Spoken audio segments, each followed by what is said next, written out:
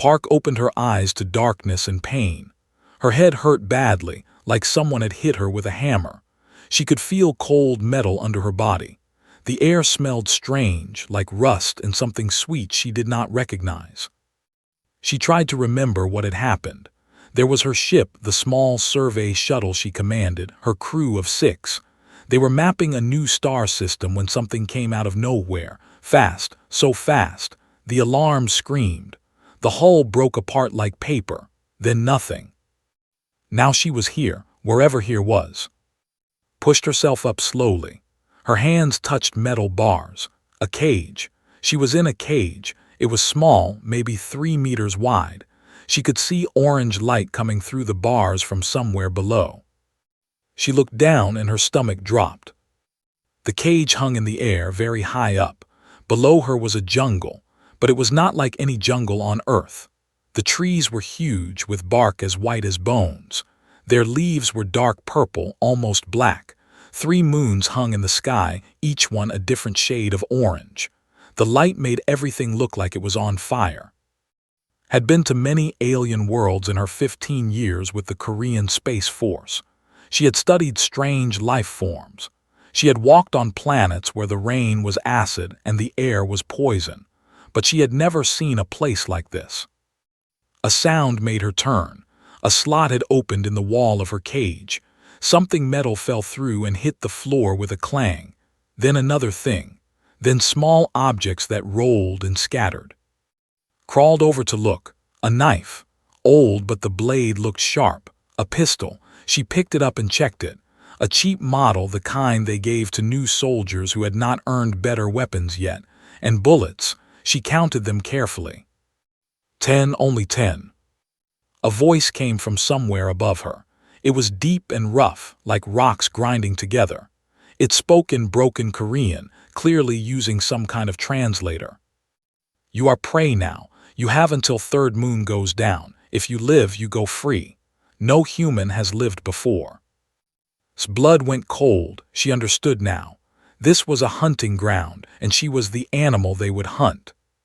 How many hunters? She called out. Her voice was steady. She would not let them hear her fear. Laughter answered her. It was not human laughter. It was deep and rumbling like a large animal growling. 47 of the best hunters in all the galaxy. You should feel special, human. We do not waste so many on weak prey. Had heard stories, every spacer had. They were old, older than most species in known space. They had been hunting other beings for thousands of years. They took the strongest, the fastest, from every world they found. They brought them here to hunt for sport. No one who was taken ever came back. My crew said, the others from my ship, where are they? More laughter. Already hunted, already dead. You are last one, we saved best for last. Female human captain, very rare prey, very valuable. Closed her eyes, Dong-ho. Her crew, her friends, her family for 3 years in deep space, all gone. Something hot and terrible began to grow in her chest. It was not fear. It was something much older. Something that had kept her ancestors alive through ice ages and famines and wars. Something that made humans the most dangerous animals on their planet long before they built spaceships. Rage. She opened her eyes and picked up the knife. She checked the pistol again and loaded it with careful hands. 10 rounds. She would have to be smart. She would have to be patient. I have a question, she said calmly. Ask little prey. When I survive this, when I kill your hunters, will you really let me go? The laughter stopped. There was silence for a long moment. You will not survive. No one survives. That is not what I asked. Another pause. When the voice came back, it sounded different, less amused, more careful. Yes, the rules are sacred. If prey survives until third moon sets, prey goes free. This has been our law for 10,000 years. Good, said. I wanted to make sure you would keep your word. You are brave, human, stupid but brave. It will make the hunt more fun. The floor of the cage suddenly opened. Had 1 second to grab the knife and pistol before she was falling. Wind rushed past her face. Purple leaves slapped at her body. She twisted in the air, trying to see where she would land. She hit water, a river moving fast between the white trees. The cold shocked her body, but she held tight to her weapons. She kicked hard, fighting the current until her hand found a root. She pulled herself up onto the muddy bank and lay there, breathing hard. Above her she could hear the cage closing, then the sound of engines, small ships moving away. They were giving her a head start. How kind of them. Stood up slowly. Water dripped from her uniform. Her body hurt everywhere, but nothing was broken. She checked the pistol, still working. The knife was still in her other hand. She looked up at the 3 orange moons. The first one was already starting to move toward the horizon. She did not know how long she had. Maybe hours, maybe days. It did not matter. She was Captain Park of the Korean Space Force. She had survived the bombing of Seoul Station. She had walked out of the Titan incident when everyone said she should be dead. She had faced pirates and rebels and things with too many teeth. And now these aliens wanted to hunt her. They thought she was prey. Smiled, it was not a nice smile. Her professors at the academy had taught her many things. How to lead, how to fly, how to fight. But the most important lesson was this: humans were not prey. They had never been prey. Long ago, they had hunted every large animal on their planet until most of them were gone. They had tamed wolves and made them into pets. They had looked at lions and tigers and bears and said, "We are the danger here." They had made a mistake. They thought giving her only 10 bullets would make her weak. They thought taking her crew would make her afraid. They were wrong. Started walking into the jungle. She moved quietly, like her grandfather had taught her when they hunted deer in the mountains of. She kept her eyes open and her ears sharp. Somewhere out there, 47 hunters were coming for her. They had better weapons. They knew this land. They had killed hundreds of species before her. But they had never hunted a human who had nothing left to lose. The hunt had begun, but was not the prey. She was the test they did not know they were taking. And she planned to make them fail, the first found after 1 hour. She heard it before she saw it. Heavy footsteps crushing leaves, a clicking sound like someone snapping their fingers over and over. Then a smell, sharp and sour, like old meat left in the sun. Pressed her body against the white bark of a massive tree. She did not move. She barely breathed. Her hand was on her pistol, but she did not draw it. The walked into view and had to stop herself from making a sound. It was huge, almost 3 meters tall. Its body was covered in dark green scales that looked like armor. It walked on 4 legs that bent backward at the knee like a bird's legs, but much thicker. 2 arms grew from its upper body, each one ending in 3 claws as long as knives. Its head was the worst part. No eyes that she could see in the human way. Instead, hundreds of tiny black dots covered its face, clustered together like insect eyes. Below them, a mouth full of mandibles clicked and moved constantly. It carried an energy rifle in its arms. The weapon hummed with power. 1 shot from that gun would burn a hole through her chest. Watch, she did not shoot. This was something her grandfather had taught her long ago when she was just a little girl learning to hunt. First you watch, he had said. You learn how your prey moves. You learn where it looks. You learn what it fears. Only then do you act. There was not her prey yet. She was not ready, but soon it would be. The creature moved through the jungle with confidence. It checked behind trees. It looked into bushes, but noticed something important. It never looked up, not once. Its head stayed level, scanning left and right, but never lifting toward the branches above. She stored this information in her mind. They also made a lot of noise. Its heavy body broke sticks and crushed plants with every step. It clicked to itself constantly, and every few minutes it would stop and speak into a device on its wrist, communicating with the others. More information, more weaknesses. After 5 minutes, the moved away, stayed still for another 10 minutes, making sure it was gone. Then she began to move again, but not forward. She climbed. The white trees of this jungle were perfect for climbing. Their bark was rough and full of handholds. Their branches were thick and strong. Within minutes was 20 meters above the ground, hidden in the purple leaves. From up here she could see far. The jungle stretched in every direction. In the distance she could see a mountain with something built on top, metal and glass catching the orange moonlight. That was where they watched from, where they controlled the hunt. She filed that away too, for later. For the next 6 hours moved through the canopy of the jungle.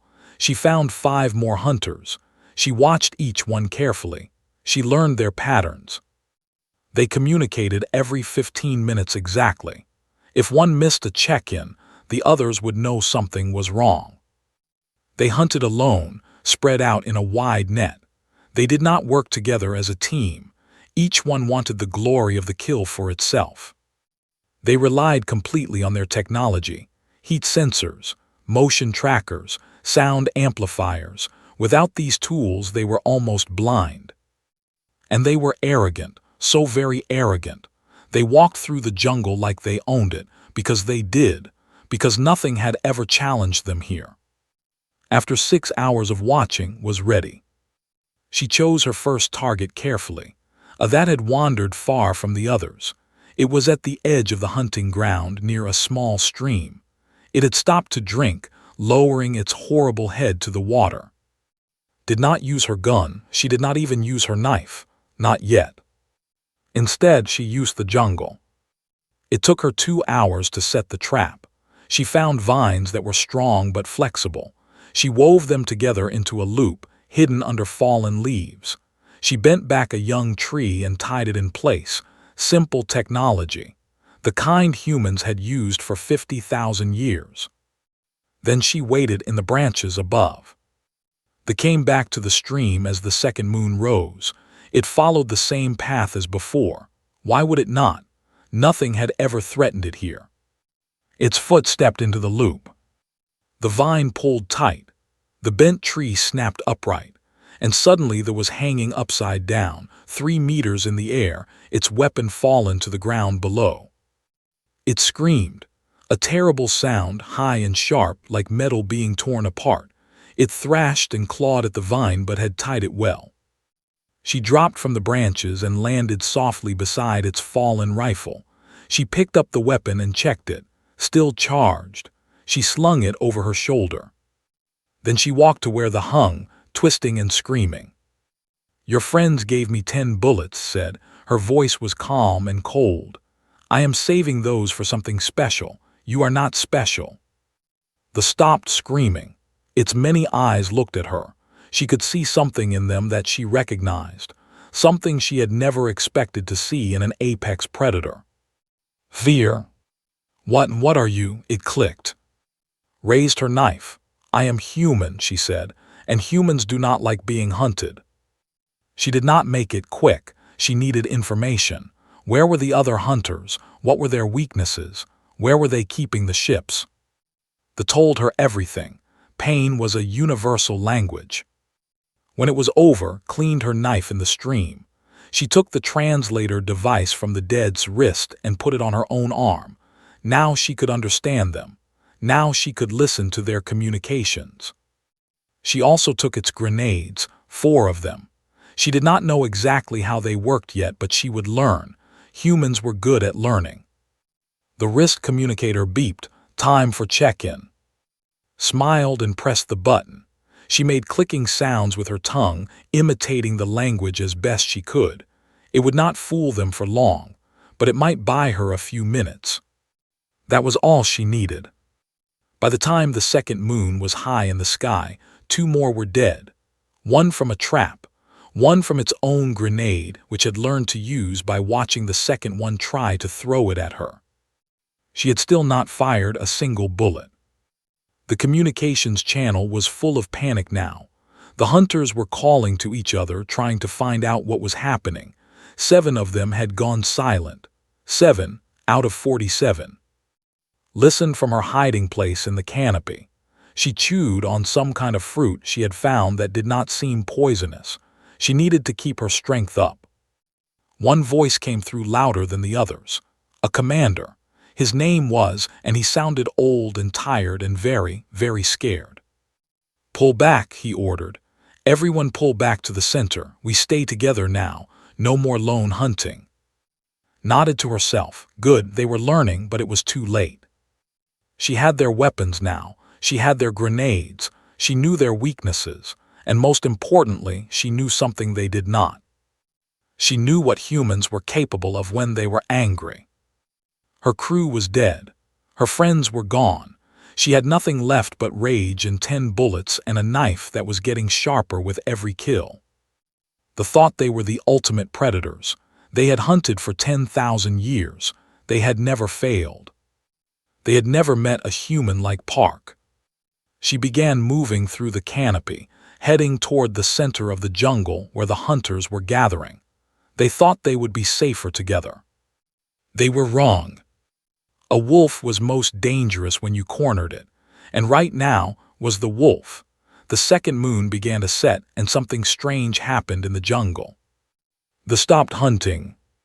Could hear them through the stolen communicator on her wrist. Their voices were different now. Before, they had been excited, eager, talking about the glory of the kill. Now they whispered. Now they jumped at every sound. Now they begged their commander to call off the hunt. "It is just one human," Commander kept saying. "One small, soft, slow creature.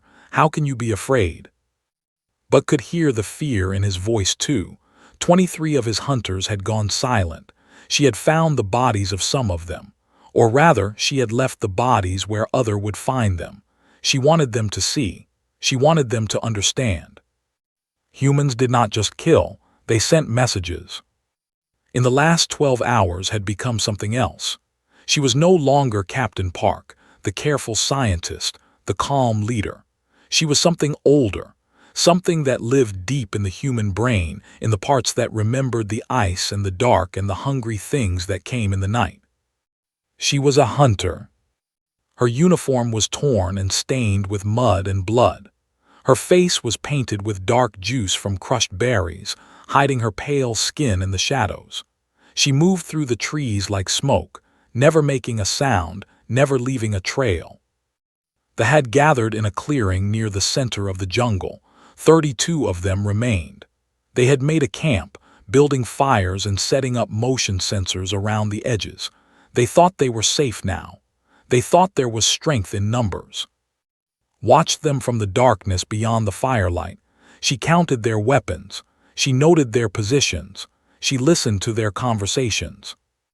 "We should call for help," one young said. "Send a message to tell them what is happening." "And say what?" Another replied, its mandibles clicking with anger. "That one human is killing us. That we need an army to hunt one small female. We would be the joke of the empire for 1,000 years. Better a joke than dead." "Silence," Commander's voice cut through the argument. He was old, could see, with scars covering his scales and one arm that did not bend correctly. A veteran of many hunts. "No one is calling anyone. We will handle this ourselves. Tomorrow, when the suns rise, we hunt together, all of us. We sweep the jungle from one end to the other. We find this human and we end this." Smiled in the darkness. Tomorrow, that gave her one more night. One night was all she needed. She had learned something important from listening to them. They were proud. They would rather die than admit they were losing to their prey. This pride was their greatest weakness. But she had also learned something else, something that made her blood burn hot again. This was not the first time they had hunted humans. Over the years they had taken 400 people from Earth ships, explorers, scientists, soldiers, families. They had brought them all here, given them weapons, and hunted them for sport. None had survived more than a few hours. His crew was just the latest, 6 more names on a list of 400. And somewhere on a moon above this planet, some of those humans might still be alive, kept in cages, waiting for their turn to be hunted. Added this to the fire burning inside her. She would not just survive this night. She would not just escape. She would burn everything they had built here to the ground. But first, She had to deal with the 32 hunters between her and that goal. She started with the guards. They had posted 6 of them around the camp, each one watching a different direction. They had heat sensors and motion trackers and weapons that could kill from 100 meters away. They did not have patience. She lay in the mud for 3 hours, not moving, barely breathing, watching the guards. She learned their patterns. She learned when they looked away. She learned the exact moment when each one's attention drifted. The first guard died without a sound. Came up behind it, one hand over its mouth to stop the scream, her knife finding the soft spot between its scales where the neck met the shoulder. She lowered the body gently and took its weapon. The second guard was harder. It was more alert, more careful, so did not try to be quiet. Instead, she threw a stone into the bushes on the opposite side of the camp. The guard turned to look. Its knife flew through the air and buried itself in the back of its head. 2 down, 4 to go. She collected her knife and kept moving. By the time the third moon was at its highest point, all 6 guards were dead. The camp did not know. They sat around their fires, talking about how they would kill the human tomorrow. They did not notice that no one was watching their backs anymore. Crept to the edge of the firelight and waited. The commander was sitting apart from the others, staring at a small screen. Could see images on it, maps of the jungle, heat signatures. He was trying to find her. She could kill him now. One shot from the rifle and his head would disappear, but that would alert the others. That would start a fight she might not win. Instead, she did something more cruel. She activated the communicator on her wrist and spoke. "Commander." The old jumped so hard he dropped his screen. He spun around, his weapon raised, but there was nothing there, just darkness and trees. "I know you can hear me," continued. "I am using your soldier's communicator, the one I took after I killed him, along with the 22 others." Every in the camp was on their feet now, weapons pointed at the darkness, mandibles clicking with fear. "Who are you?" demanded. "What are you?" "I am what you created," replied. "You took my crew, you killed my friends. You thought I would run and scream and die like all the others, but I am not like the others. You are just prey, you are nothing." "Am I? Look around you, Commander, count your soldiers, count again. Then check your perimeter guards. Oh wait, you cannot, because they are dead, all 6 of them. I killed them while you sat here making plans." His face changed. The fear was clear now. He barked an order and several ran to check the guard positions. Their screams told everyone what they found. "What do you want?" asked. His voice was shaking. Stood up from her hiding place. She was close now, close enough for them to see her in the firelight. A small human female, covered in mud and blood, holding weapons she had taken from their dead. "I want you to understand something," she said. "Humans are not prey, we have never been prey. 60,000 years ago we walked out of Africa and killed everything that stood in our way. Mammoths, giant cats, bears the size of houses. We killed them all, not because we were stronger, not because we were faster, because we never ever gave up." She raised her rifle. "You have until sunrise to leave this planet. Take your ships, take your hunters. Run back to and tell everyone what happened here. Tell them that the humans are coming, and we are very, very angry." For a long moment, no one moved. Then Commander did something did not expect. He laughed. It was not a happy laugh. It was the laugh of someone who had nothing left to lose. "You think you have won?" he said. "You foolish creature. Even if you kill all of us, it does not matter. More will come. Hundreds more, thousands. The Empire has conquered 100 worlds. One human cannot stop us." Nodded slowly. "You are right," she said. "One human cannot stop an empire." She lowered her rifle. "Good thing I am not planning to do it alone." She pressed a button on the communicator. High above, in orbit around the moon, a signal was sent. A message, riding on this own communication network. A message to Earth. Coordinates, names, everything she had learned. "My people will come," said. "Not to hunt, not for sport, they will come for war, and unlike you, we do not play games." She stepped back into the darkness. "I suggest you start running." Did not run, they called for help. Watch from the top of a tall white tree as ships dropped from the sky. Small landing craft, each one carrying 10 fresh hunters. They fell through the orange clouds like angry insects, their engines screaming. 60 more fresh, armed, angry. Commander had contacted the after all. He had swallowed his pride and admitted that something was wrong, that one human was destroying everything. The new hunters were different from the first group. These were not sport hunters looking for fun. These were soldiers. Their armor was thicker. Their weapons were bigger. They moved in formation, covering each other, checking every shadow. They had one simple order: find the human, kill her. No games, no glory, just death. Watched them gather in the clearing where the survivors had made their camp. Almost 90 now, counting the ones who were still alive from the original hunt. The largest hunting party ever assembled on this moon. All for her. Parta felt fear. This was too many.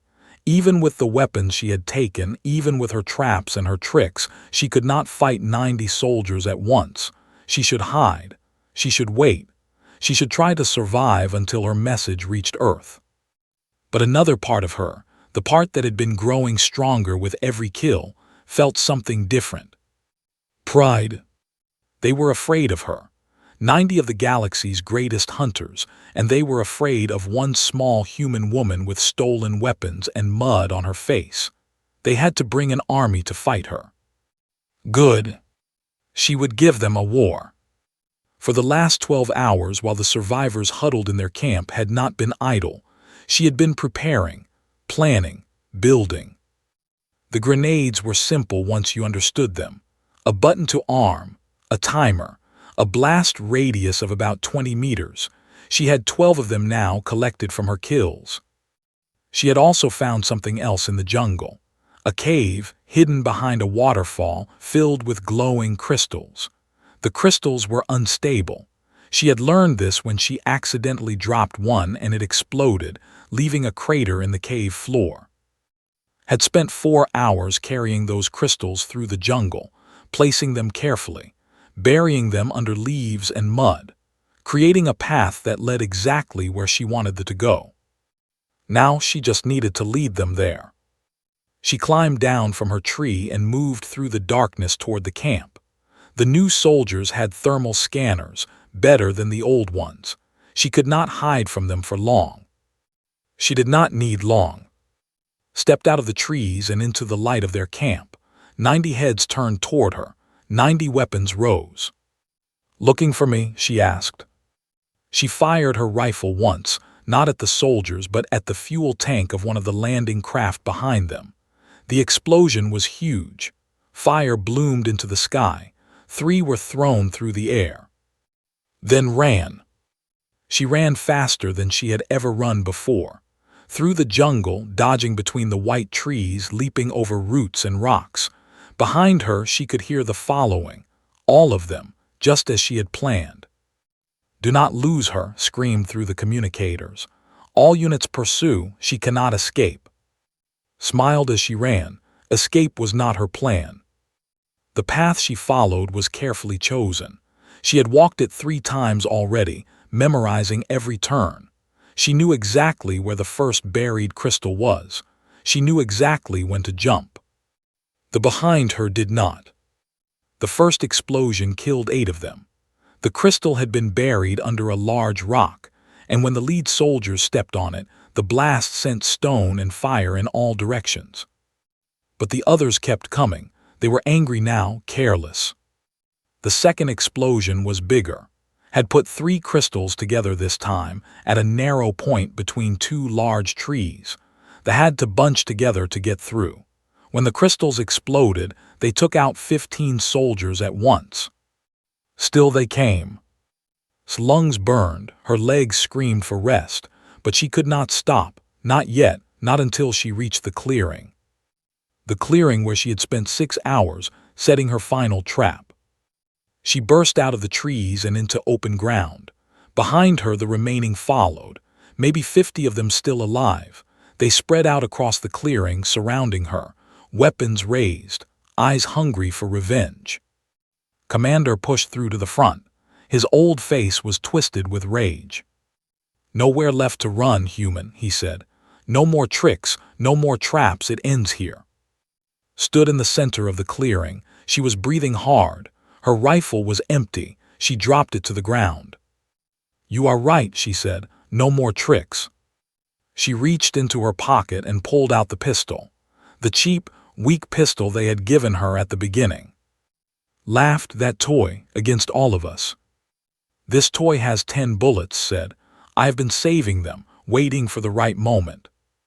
She raised the pistol. "This is that moment." She did not aim at the soldiers. She aimed at the officer standing next to him, at the one giving orders behind them. 10 shots, 10 bullets, 10 commanders. The first shot hit in the eye. He fell without a sound. The second shot hit his second in command, then the third, then the fourth. Moved like water, her aim perfect. Years of training at the academy, years of practice on the shooting range, all for this moment. By the time the pistol clicked empty, they had no leaders left. 10 bodies lay on the ground. The soldiers stood frozen, unable to believe what had happened. In that moment of shock, pressed the button on her communicator. Every grenade she had buried around the clearing exploded at once. She had rigged them the night before, connecting them to a single signal. 8 grenades, placed in a perfect circle around the clearing. The blast waved through soldiers into the air like toys. Fire and dirt and screams filled the world. When the smoke cleared, was still standing. Her ears rang, her body ached, but she was alive. Around her the clearing was destroyed, bodies everywhere. Some were dead, some were wounded, crawling away. Some had run into the jungle, their courage finally broken. Maybe 20 soldiers remained who could still fight, but they did not fight. They looked at, standing in the center of all that death with an empty pistol in her hand, and they ran. They ran like prey. Watch them go. She did not chase them. She did not need to. She dropped the empty pistol and pulled out her knife. The same knife they had given her at the beginning. It was still sharp. It was still hungry. "I told you to run," she said to no one. "You should have listened." She walked across the clearing, stepping over bodies, heading toward the landing craft that had survived the first explosion. One of them was still working. She had checked earlier. Inside the craft, she found what she needed: a pilot's seat, a navigation system, and most importantly, a communication array with direct access to the command network. Sat down and began to work. Her fingers moved across the alien controls, figuring them out one by one. Humans were good at that, learning, adapting, taking enemy technology and turning it against them. Within an hour, she had access to everything. The location of the schedules of their hunting fleets, and most importantly, the location of their slave pens, where they kept captured beings from 100 worlds. Where they kept the humans who were still alive. Looked at the coordinates and felt something cold settle into her heart. The moon where she was held, the prison orbiting above her head, 400 humans waiting to be hunted. Her people. She started the engines of the landing craft and rose into the sky. The hunt was not over. It was just beginning. 3 days later, they received a message. It came from their hunting preserve, the moon they had used for 10,000 years to catch and kill the galaxy's most dangerous species. It was their sacred ground, their pride. No prey had ever escaped. No prey had ever fought back. Until now. Every screen on the showed the same image. A small room filled with control panels and blinking lights. Bodies on the floor, bodies, the administrators who had run the hunting preserve for generations. And in the center of the screen, sitting in a chair that was too big for her, was a human. She was small even for her species. Her face was tired and dirty. Her clothes were torn and stained with blood that was not her own, but her eyes were alive, burning, dangerous. Park looked into the camera and began to speak. "My name is Captain Park of the Korean Space Force. 3 days ago, your hunters attacked my ship. They killed my crew. They brought me to your moon and told me I was prey." She held up a knife. The blade was dark with old blood. "They gave me 10 bullets in this knife. They called themselves the ultimate predators. They said no human had ever survived their hunt." She smiled. It was not a friendly smile. They were wrong. Behind her, through a large window, the watching could see their hunting fleet, or what was left of it, ships burning in orbit, explosions blooming in the darkness of space, fire everywhere. "I found your fuel reserves," continued. "I found your weapons storage, and I found your prisoners.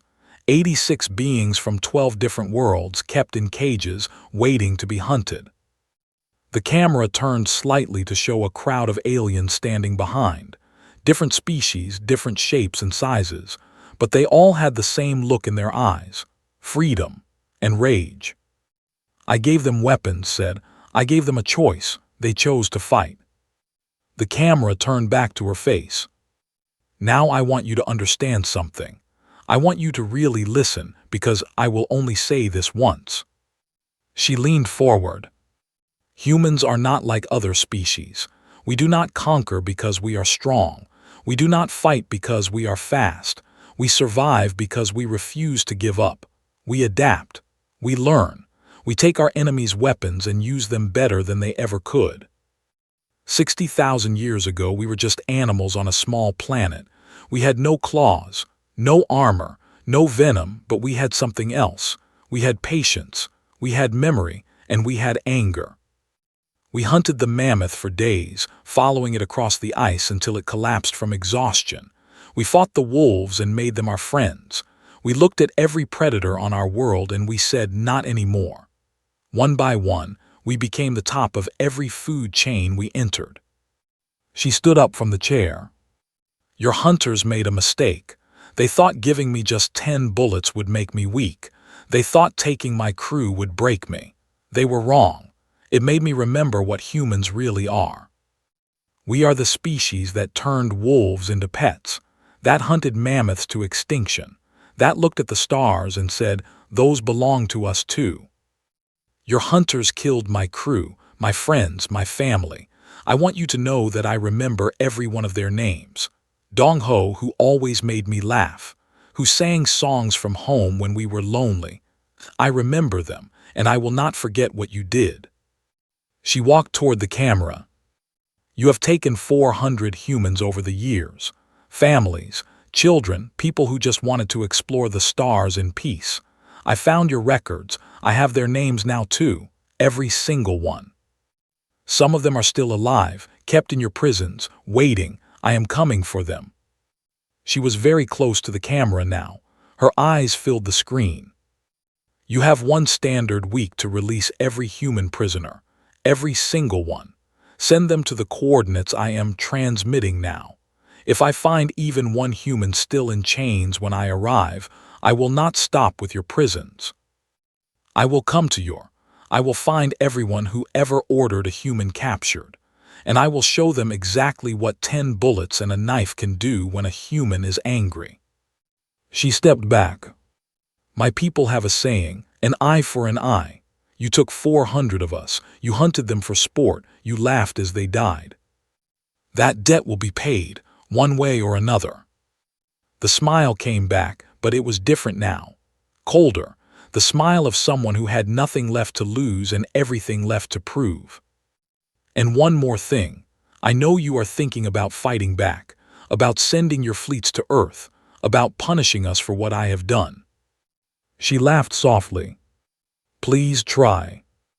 We have been waiting for something like you our entire existence, something to fight, something to unite us. You think you know war.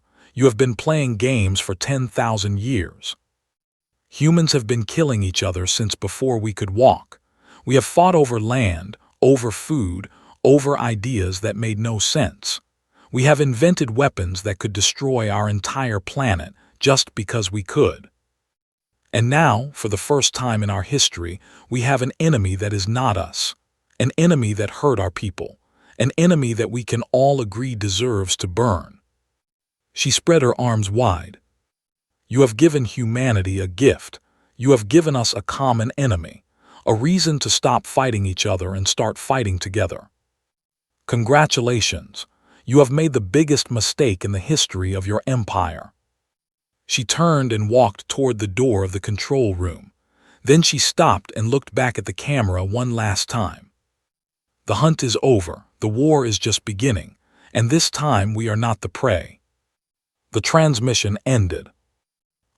Silence filled the great council chamber. The oldest leaders of their species sat frozen, staring at the blank screen. They had ruled the galaxy for thousands of years. They had hunted 1,000 species. They had never known fear. They knew it now. The youngest council member spoke first. His voice was barely a whisper. What do we do? The High Elder did not answer for a long time. When he finally spoke, his voice was heavy with something none of them had ever heard before: defeat. We do what she said. We release the prisoners, all of them, and then we pray that it is enough. And if it is not? The High Elder looked at the blank screen where his face had been. Then we learn what it means to be hunted. Far away in a stolen ship flying through the darkness between stars, Park sat alone in the pilot's chair. She looked at the photo she had saved from her destroyed shuttle. 6 faces smiling at the camera. Her crew, her family. I am coming home, she said softly, and I am bringing friends. Behind her, the freed prisoners slept. 86 beings from 12 worlds, all of them owing their lives to one small human who refused to be prey. Ahead of her the stars waited, Earth waited, a war waited. Park smiled and pushed the engines to full speed. She had survived with 10 bullets and a knife. She had turned a hunting ground into a graveyard. She had sent a message that would echo across the galaxy. But she was not done, not even close. They had made their final mistake when they chose to hunt humanity. Now they would learn what happened when humans hunted back, and would be there to teach them every step of the way. The story of Captain Park was just beginning, but the legend, that was already written in fire and blood across the stars. The ultimate predators had met their match, and humanity was finally awake.